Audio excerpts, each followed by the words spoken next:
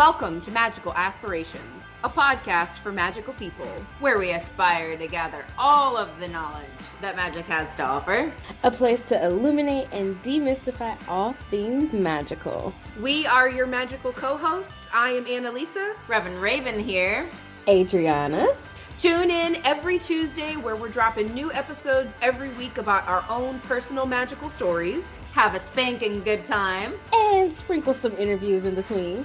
There is so much magic here. Keep coming back every week. Stay magical. Stay magical. Stay magical.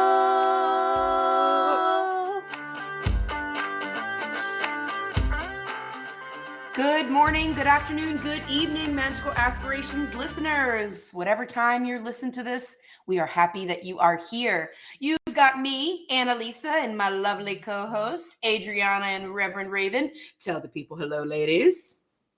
Caw. Hi. Hi. Oh, it's so nice to be back together with you guys. Adriana took a little break last week because she had some major fun to be had, but we are glad to all be back together. And we are going to be talking about defensive magic today, or really whatever you kind of call it. You do your research, it's got a bunch of different names. People feel all types of way about it. So I figured it would be something that would be an interesting topic for us to discuss because we've never really talked about it much before. So, ladies, my first question for you guys: have y'all ever partaken in defensive magic? Well, being an OG witch, I think that it's got to be up there, you know. Yeah, I figured as much. What are y'all feelings about when a witch has had enough, knowing that you're powerful enough to not just like protect your boundaries, but to really take no shit? Like, what does that make y'all feel? Okay, I've got some thoughts here. I did go ahead and pull a couple cards, of course, to kind of guide me. But this is what I was thinking going into it. I pulled the 13 of Wands, which in my deck here is the God of Air, and it's a matter of perception. So that's what the card says, and that was my thought about it. It's how you think about what you're doing. We were just having a brief chat about, power and people in power having the ability to manipulate situations around them. And I feel like with any type of magic, what we're doing is we are changing the outcome of a situation using the power that we have.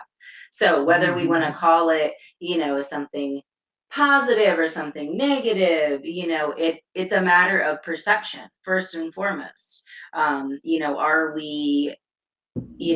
we trying to defend ourselves? Are we trying to have a positive outcome where we're adding to a situation? Are we trying to take something away from a situation? It's a matter of perception.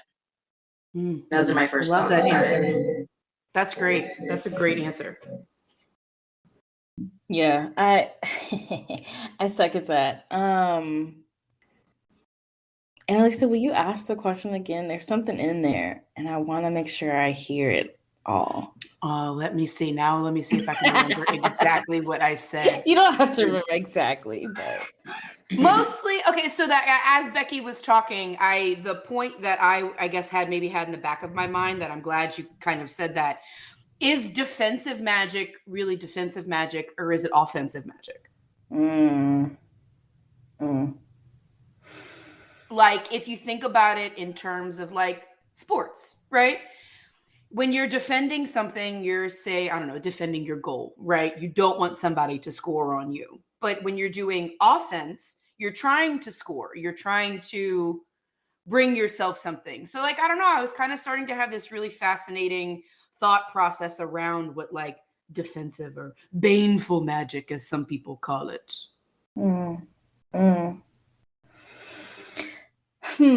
I think yes, and I think no at the same time. I think yes, no. Let me start with the no. No, defensive magic isn't offensive, mostly because there can be situations where you have not invoked or triggered something from someone or a spirit, and all of a sudden they're like, let me go fuck with them. And then you're like, don't fuck with me, leave me alone. So there's that part of defensive magic, but then there's the protective defensive magic, or the get this off of me defensive magic. So I don't know. I think there's layers to it. I definitely feel like there's layers to it.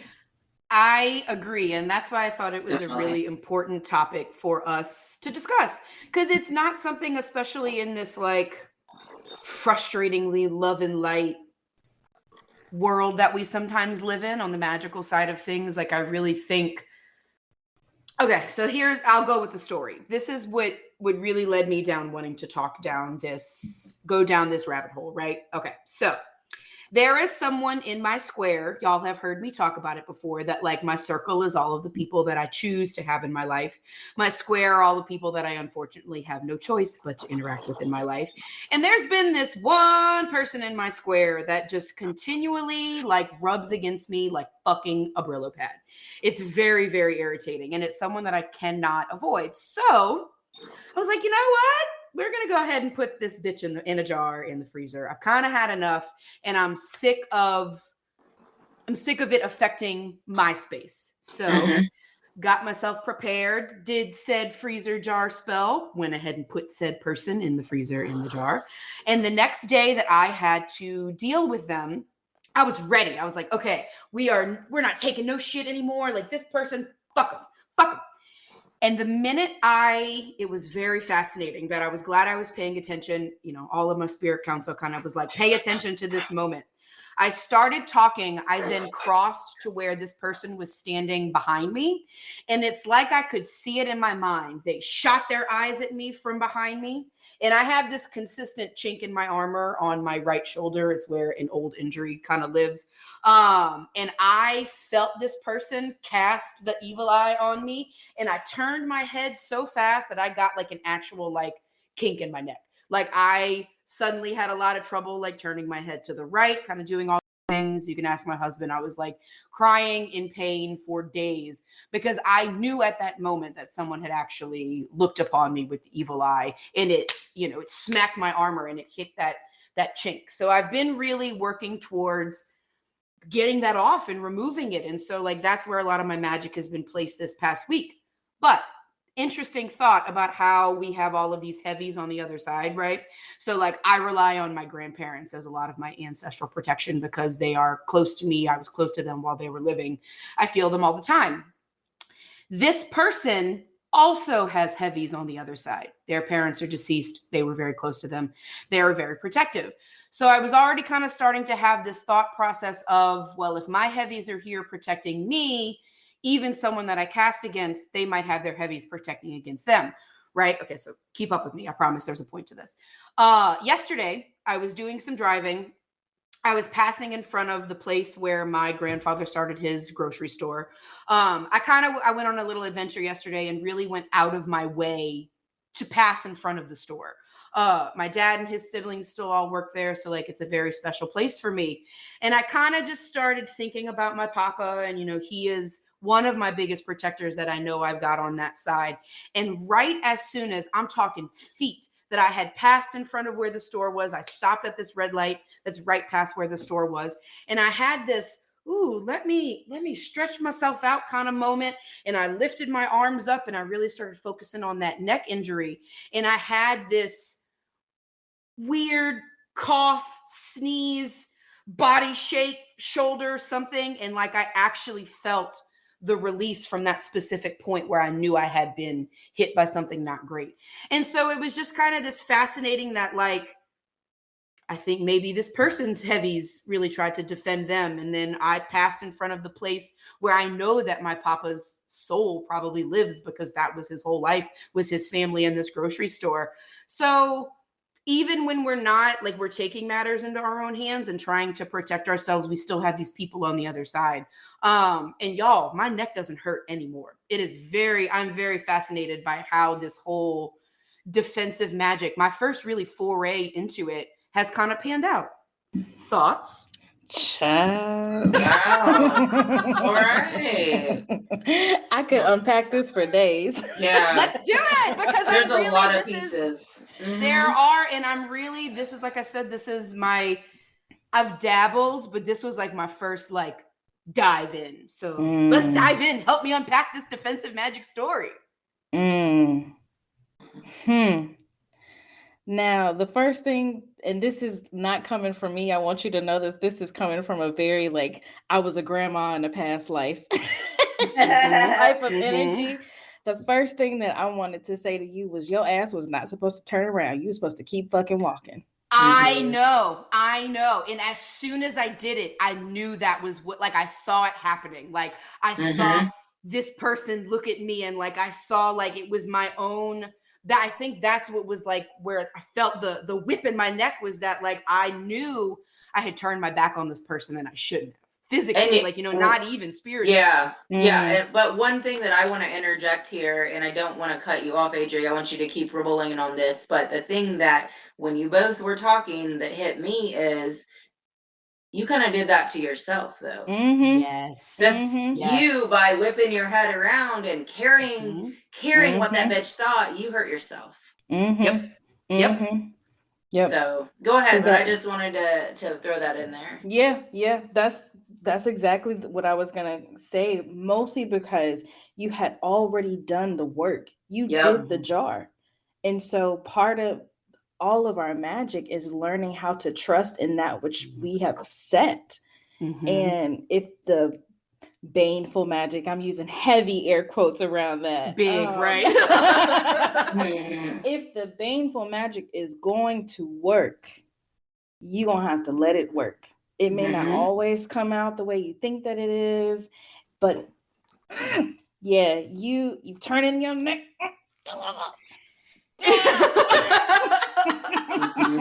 And that's exactly excuse me, what happened. And like, this has opened like a whole new set of doors, like for a couple of things, like what I can accomplish, what I have the power to accomplish, but then also the work that's being done on the other side to protect me.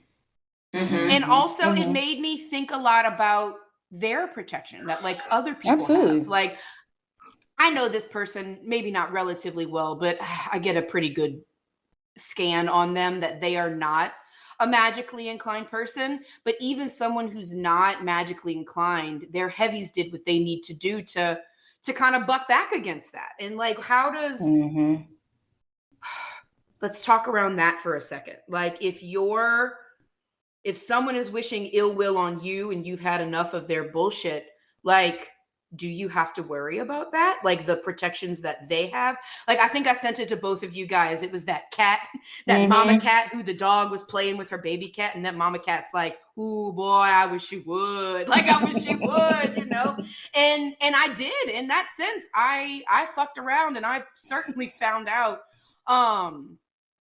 what happens when you dabble in such things, because I certainly don't regret it. If anything, there's probably some more people that I'm going to have to put in a jar in the freezer now.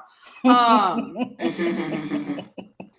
you need to learn to trust your magic. You did it, and you needed to let it go after that. So that's actually very funny, because right before we got on here, I asked my partner, King Pisces, if he had any words of wisdom on this topic, and he said the biggest thing is that once you do your magic, you need to let it go.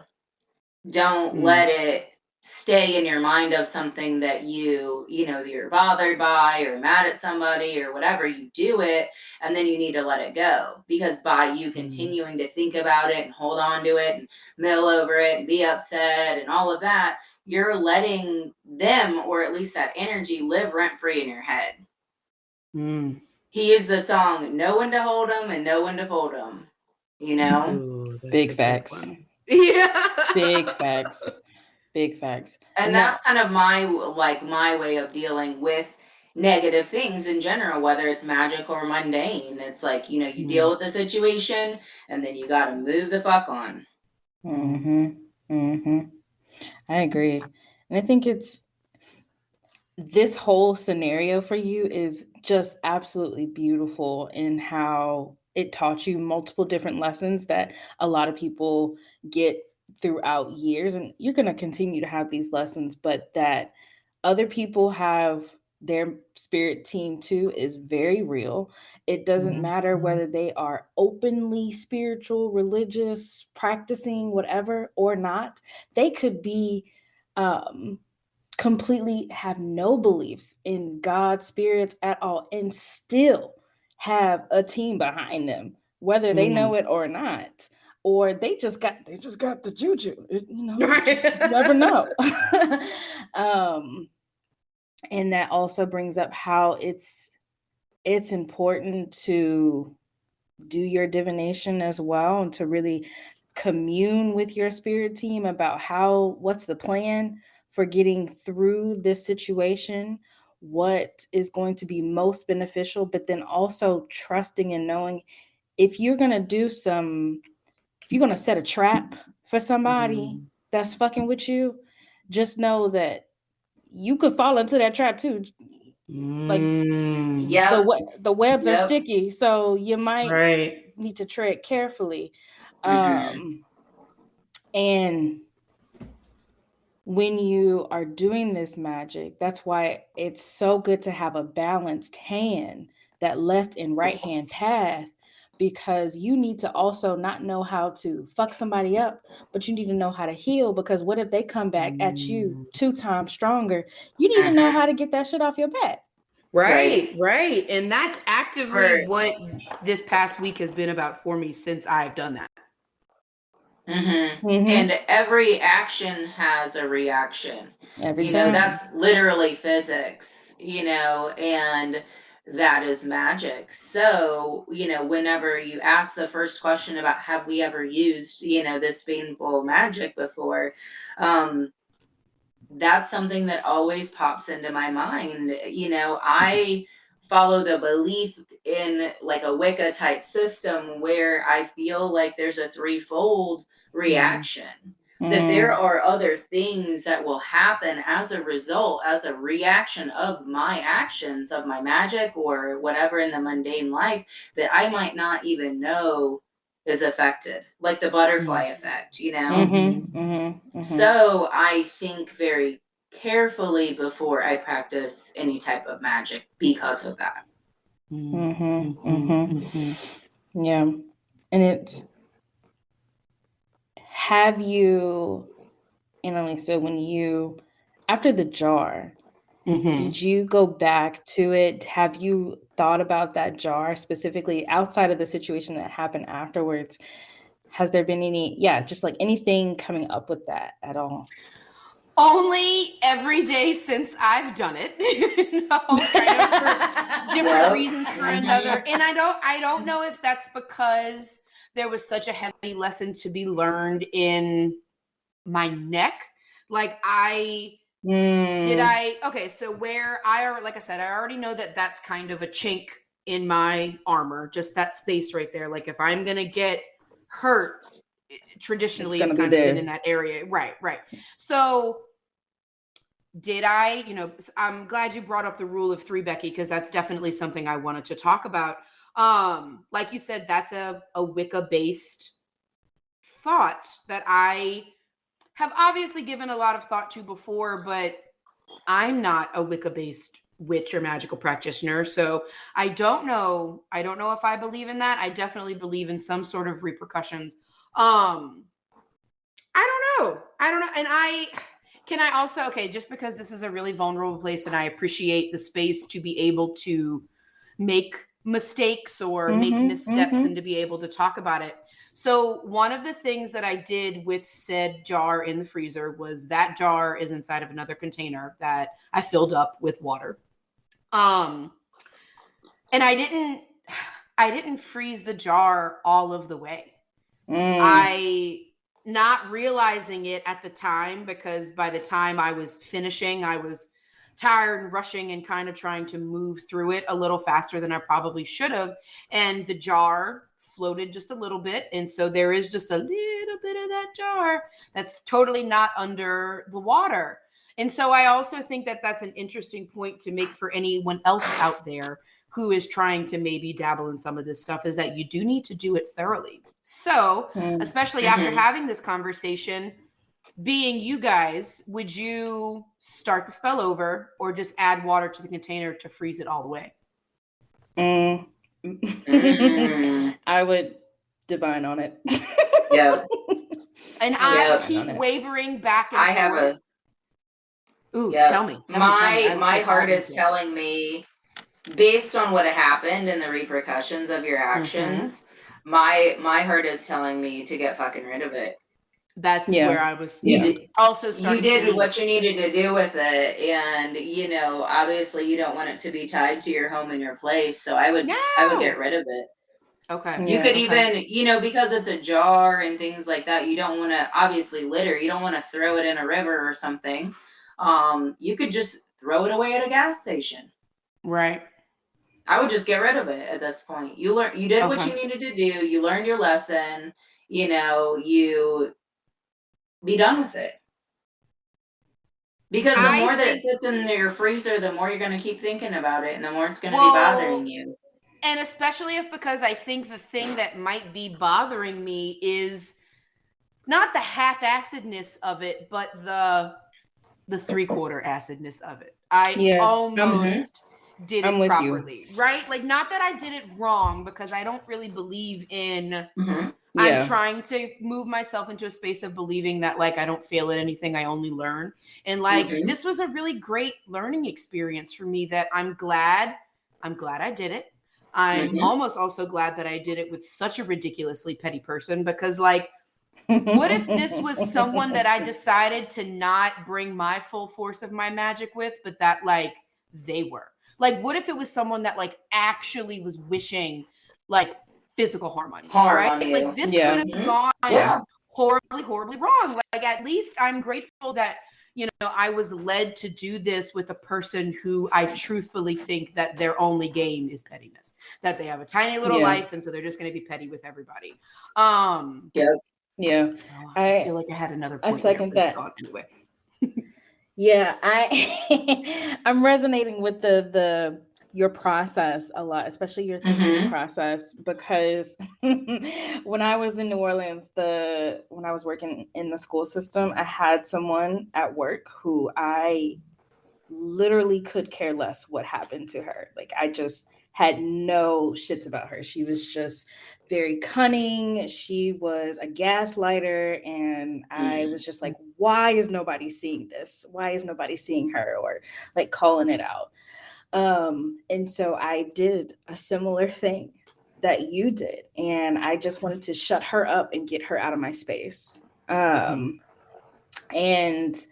what I was instructed to do, I did it. However, it was my first time doing something like that. So I was still very nice, still very compassionate, because she was a mom. At the end of the day, she was a mom. And so I was like, I don't want anything bad to happen to her. I just want her out of my space. And my ancestors were very clear about, like, you need to relinquish what could happen, because you just don't know. There's so many other things at play outside of just like your desires. But I was like, no, I don't want her to be hurt. Blah, blah, blah, right. So I too was very 3/4 about it. And it worked for a little while, but then what was left that I should have closed the loop on were the people that she was connected to, and how they were also being harmful. They started coming out of the woodworks, and they started being the ones who were essentially doing her bidding. But that's just me being dramatic. But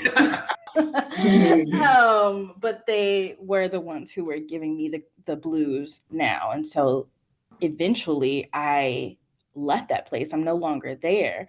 But maybe had I done what I was instructed to do, then some situations would have turned out better, maybe not as much stress. But that was the first lesson that I had. And if I'm going to exercise my left hand, then there is some sort of release of what could happen that I have to have, and that I'm still grappling with it to this day. But at the end of the day, like, she didn't give a fuck about me. So Mhm. why do I need to? And so, yeah, I definitely understand that whole like, yeah. Well, and I'm really glad that you shared that, because that's exactly what happened in this situation in my square. Yeah, I put this hoe in a jar, but then I was so focused on this person's bullshit that, like, okay, yeah, I 3/4 put them in a jar in the freezer. And then everybody else started acting out. Like, what? Mhm. Like, so now I said it to somebody recently that, like, now I think I'm gonna have to put everybody else in there. Like, it's so fascinating, like the layers and the veils that kind of get revealed to you when you do start. I really love thinking of it as like the left hand side magic, because like I am very right-handed, and so like to use my left hand to write to whatever, like I really have to put this focused thought into like working those muscles, because like in my right hand I'm just right-handed. I do everything right-handed. I don't have to think about it. But to do this sort of magic, it's a little less, not a little less intuitive, but like, okay, so just on like the flip side, I got guided recently to make some citrus salt, which like basically I had a bunch of oranges and lemons that I was using the juice and the flesh of, but I had, I don't know, like 10 orange and lemon peels that I just kept hearing, put them in the blender, put them in the blender, put them in the blender. And I was like, okay, but like with what? Like, and so there was a sprinkle of sugar and a ton of salt. And like that, I led myself to very intuitively. I looked it up after, things like that. Whereas left-handed magic, that's something that I'm going to research. It's now something I'm going to make sure I'm much more thorough in and put a lot of thought into, and like not be less intuitive about it, but just be more thoughtful. Like, right-handed magic is not willy-nilly, but like, am I making sense? You are making sense. Okay. Yeah. Okay. Yeah. The thought kind of trailed off, so I feel like I'm supposed to kind of stop there, but I guess I don't know what my point in that was. Man, I do this all the time. I'm so sorry, guys. I have an idea. This popped into my head while you were telling this story, and you got to the point where you were driving by the grocery store, and there was that release. Okay, so I pulled another card while you're talking, and in my shapeshifter deck, it is the number 7 power card. Well, those of you who know tarot, that's the Chariot. You were realizing your power. And you still are. That's always a learning process, and you're learning what resources that you have available to be more powerful in the future. So this kind of goes back to our conversation that we were having with Jackie last week. Like, don't beat yourself up for this mistake that you're, Right. I've got air quotes around. Don't beat yourself up. Learn from it and move on from this. Yeah. And that's how you are going to be the most powerful you, whether that's you as a person in the mundane world, in the magical world, whatever. Don't hang on to that negativity from a quote unquote mistake. Right. Because we're sitting here, part of the reason why I wanted to have this conversation with you guys and with everybody else that's going to join us here is for this reason. I feel like we don't talk enough about our magical missteps. I mean, we talk about it here amongst the three of ourselves because we believe in vulnerability, and that's what makes everybody else's magic more powerful.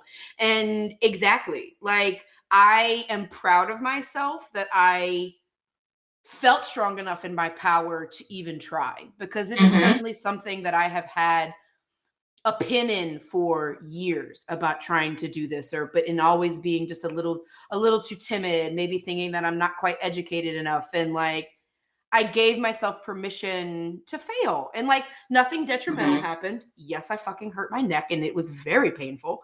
But then I was also regifted with the tools to remind myself that I also have all of the power to heal myself. Like, it's been like, all of those somatic exercises on the floor of like the gentle, like shaking and releasing and tapping and Reiki. And like, so it's really been a very two sides of the coin. And also a way for you to learn that you can heal yourself too. Absolutely. So something happened and you hurt yourself. Well, then you had that opportunity to remember that you know how to heal yourself. Exactly. Exactly. I am powerful enough. That was exactly the note that I wrote. Yes. Yes. And so I've got some questions about, I know, Adriana, you said it earlier about the baneful magic in very large air quotations. Let's talk about that. Why is defensive magic called baneful magic? Because humans are dumb. Like, why can't it just be magic?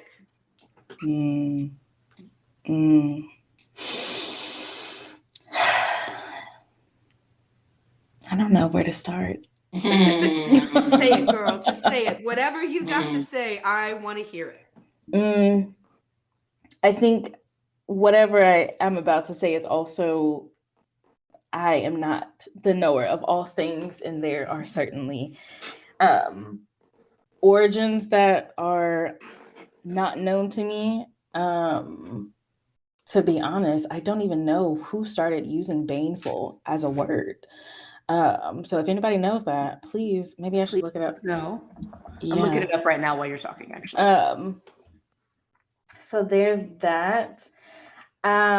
Something that's coming up for me a lot lately has been that there really shouldn't be a differentiation.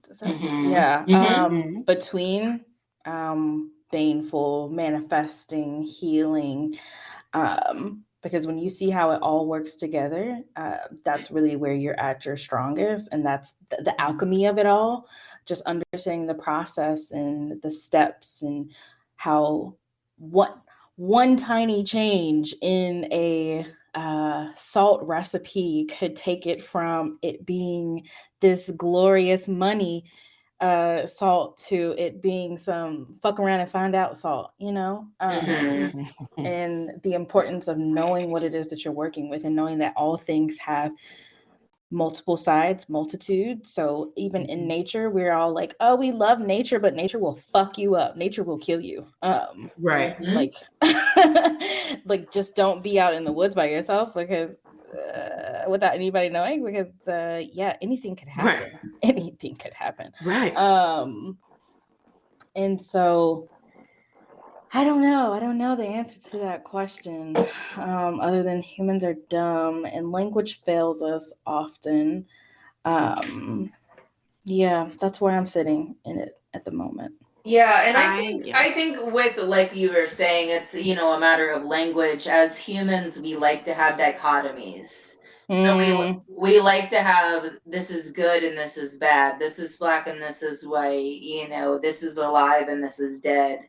We like to have dichotomies as a way for us to understand things. And so we create different words so we can have, that this is the baneful magic and this is our like love and light, light magic, because we like to have dichotomies so we can understand things in the world around us.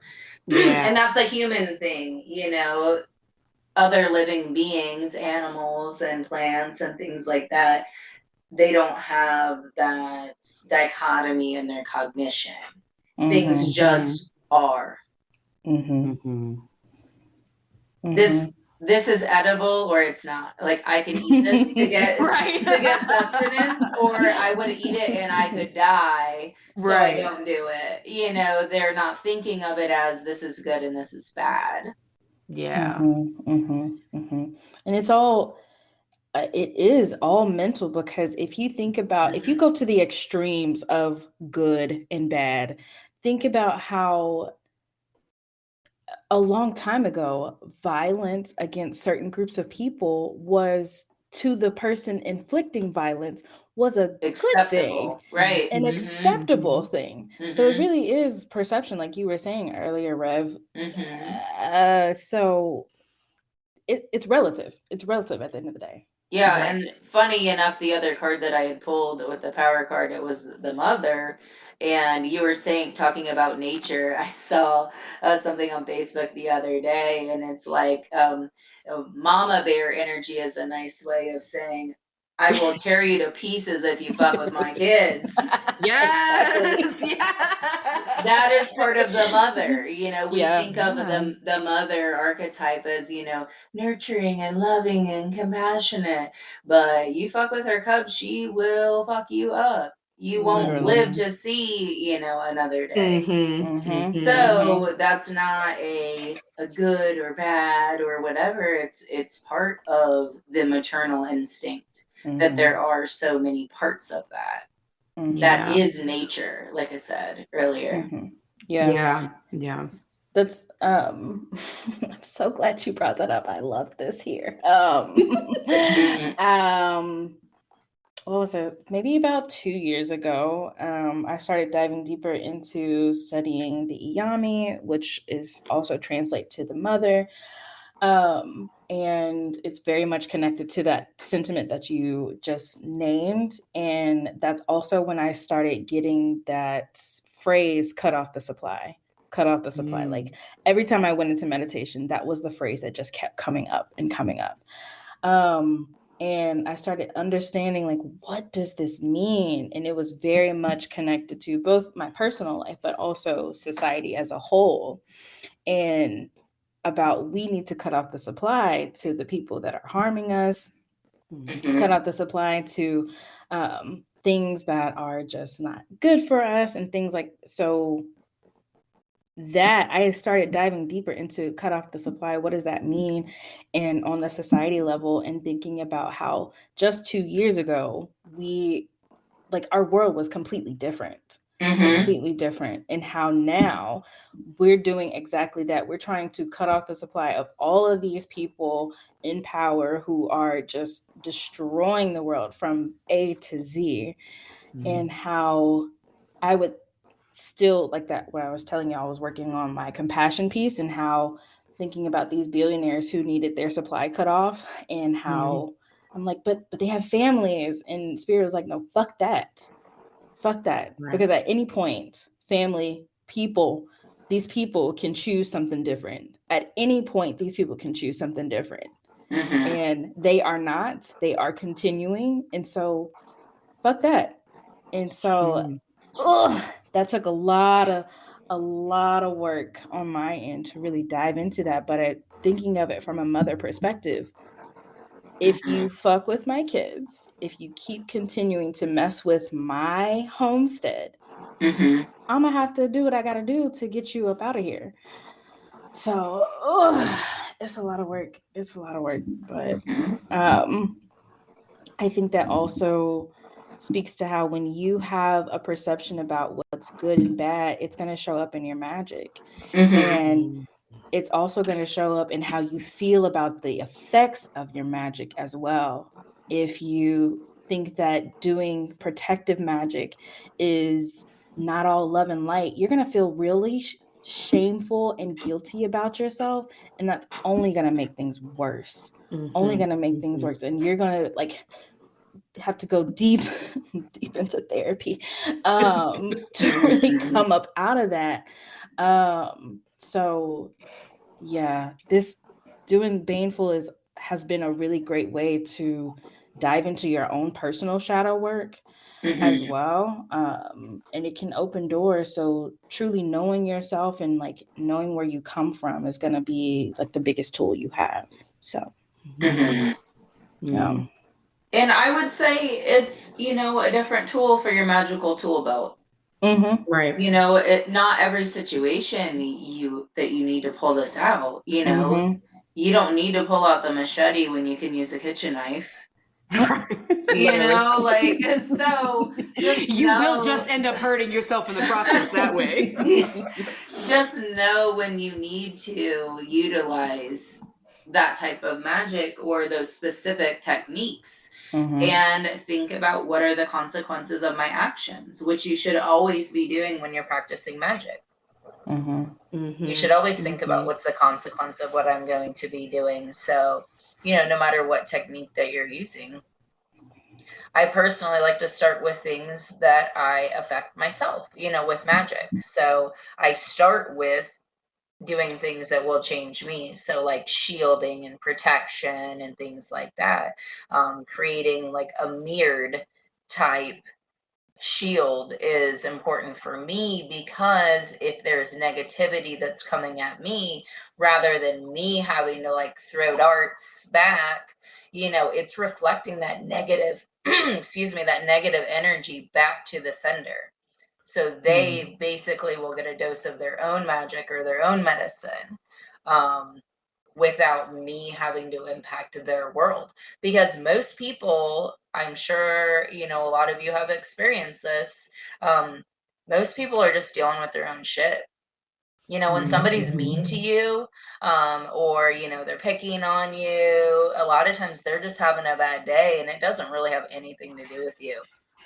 Right. As a 20-year customer service veteran, I learned that lesson, that just because somebody is, short with you on the phone or rude or whatever, a lot of times they're dealing with things that you have no idea of.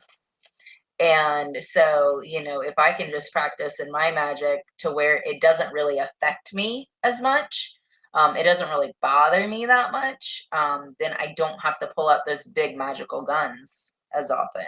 I don't have to utilize a lot of my energy to figure out how I'm going to put, so and so in a jar, because it doesn't bother me. So the more that you let things bother you, the more power that you give it. So that's a part of your personal magic, is, how much you let things affect you and bother you. Those are very wise words, Reverend Raven. From a Leo Sun Aries Moon, that is the lesson that I've had to learn the hard way a lot of times. Because I used to just want to burn it all down. Right. Cut you off, burn it down, never talk to you again after that, Yep, that's me to a T. That's me to a T, basically right there. You guys, first of all, are so fucking wise. I know that y'all know, but y'all are so wise. I appreciate every last ounce of feedback that I get from you guys. And I would not be the magical practitioner that I am without either of y'all. So thank you. Because I think that that's such, I wrote it down, Becky, as you were talking about just to shield and protect. Like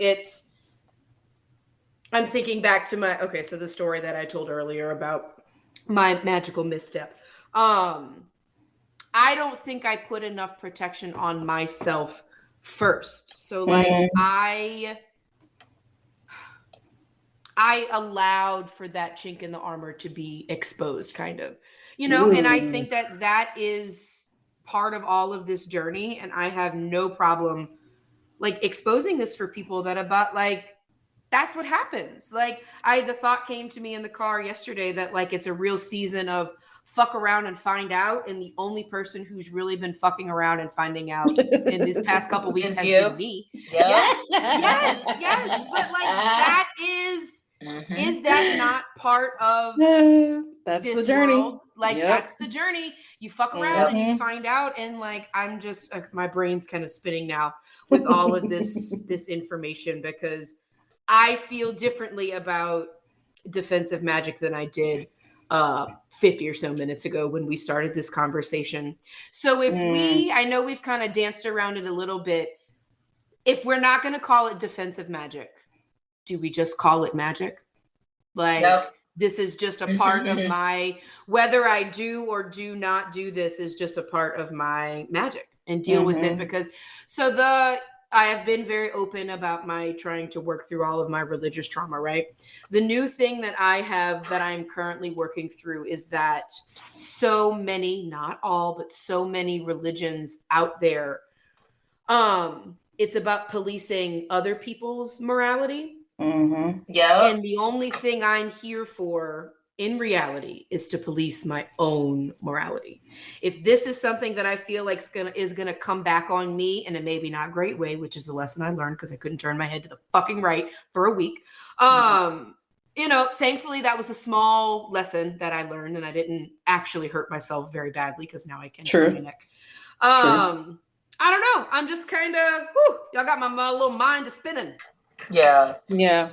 And I would say, that you, at the end of the day, really the thing that you can influence is yourself and your own actions. But that also goes back to kind of the question of morality. It's up to you to decide if it's something that you want to do. If it's if you want to practice that type of magic, like I said, I see it as a tool for my magical toolbox or tool belt. I can use it if I want to, but I'm going to have to decide in that moment if that's the right thing for me to do. For me, my ethics and morals are something that are very important to me personally. So I'm always trying to decide of any action that I'm going to do is it within the moral compass that I abide to. Exactly. Which is why a lot of witches will say, is it justified? Right. Okay. But if it ain't justified, you might want to side eye yourself. And reconsider. Maybe go to therapy. I don't know. Right. Maybe side eye yourself. Oh my God, that's gonna be a visual.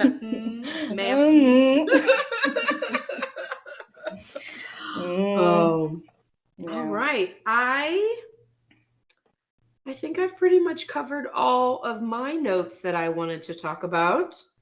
Do y'all have anything else? I would just say to study, learn from different texts, learn from different practitioners and people, and just observe, and you'll see the little things. And I guess when it comes to protective magic, to remember, yes, you can put your armor on, but you are more than welcome to put up a wall and a moat and to place dragons and spiders around the property to catch the little motherfuckers that are just like, let me just test to see. You're more than welcome to do that. It's totally okay. That's it. I love it.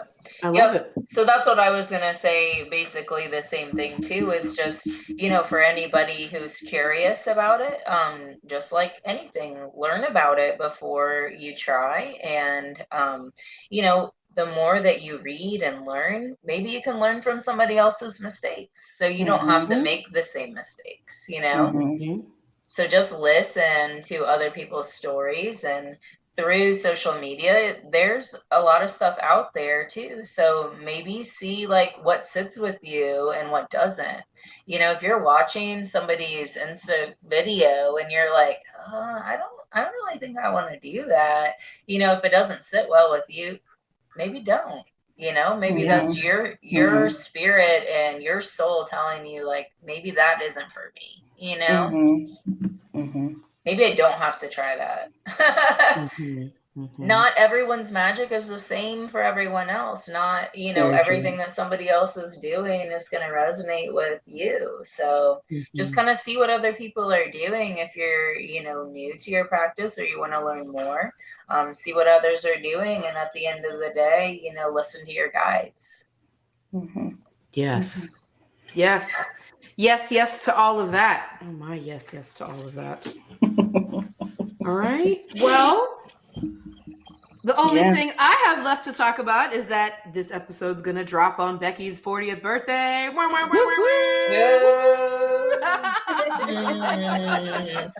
What does our dear Leo Queen have planned for her birthday? Oh my goodness. So I found out that my mom's going to be coming to visit. So that's exciting. She's coming back from visiting my brother and nieces in Nebraska. So she's going to get in late Monday night and we're going to spend the day together. There is a huge sunflower field not very far from me that is open to the public.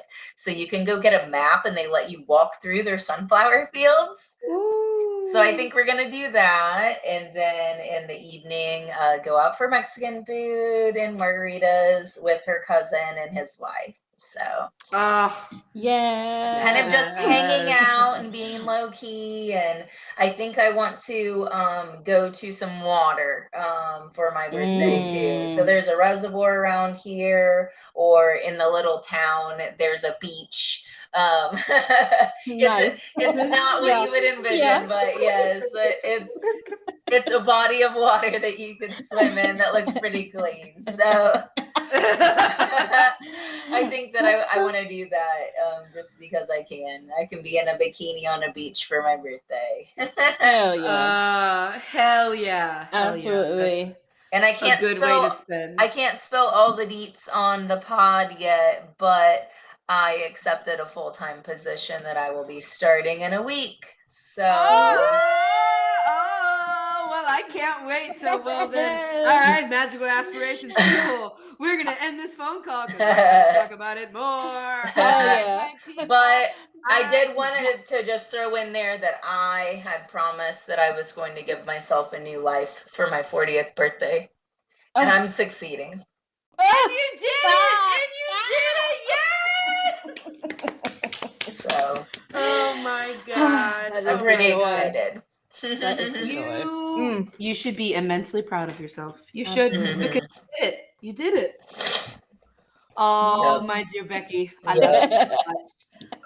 And all right, Magical Aspirations listeners, thank you guys for hanging out with us this week as we talk through all kinds of stuff. And now I am a more learned witch because of it. So thank you, Adriana and Reverend Raven, for being here with us also. If you're listening to this on Tuesday the 1st, wish our Reverend Raven a happy 40th birthday, because she deserves it. As she just said, she gave herself a whole new fucking life for her birthday. So on that note, stay magical, people.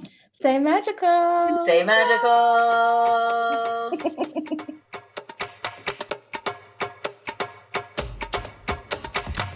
Thank you for tuning in to this week's episode of Magical Aspirations.